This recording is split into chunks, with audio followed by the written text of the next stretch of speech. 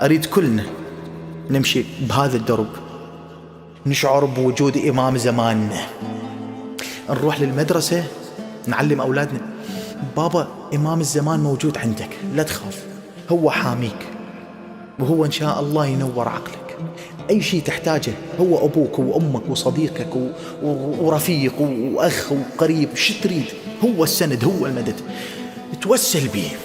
أروح للشركة حتى أتوظف، أعرف إمام الزمان دا يراقبني الآن، أتوسل به، أخذ منه المدد.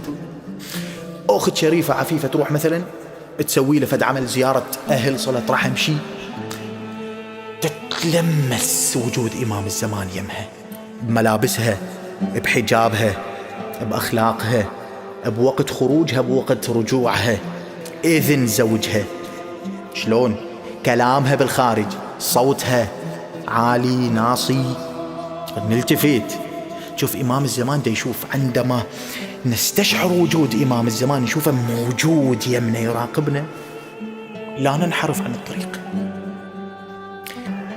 يقولون يا أحبابي يوم الظهور الإمام صاحب الزمان روحي فداه عندما يقف حتى يخاطب الجموع، والله من أجمل ما قرأت، والله من أرقى ما قرأت، والله من أعذب ما قرأت، والله ما تلقون مثل. يقول يقف الإمام حتى يخاطب الجموع، يقول يلتفتون للإمام، هم يباوعون للإمام يلتفتون، يقول يريد الإمام أن يبدأ بالكلام فيلتفت إلى عيون شيعته ومحبيه، يلتفت إلى عيونهم، يقول ما يتكلم، يراقب هذا وذاك، يقول يلتفت لهم واحد واحد، يريد أن يبدأ بالكلام ما يقدر. يقولون كل الموجودين يلتفتون للإمام فيبدأ بالبكاء وهم يبكون، هو يبكي وهم يبكون. ليش؟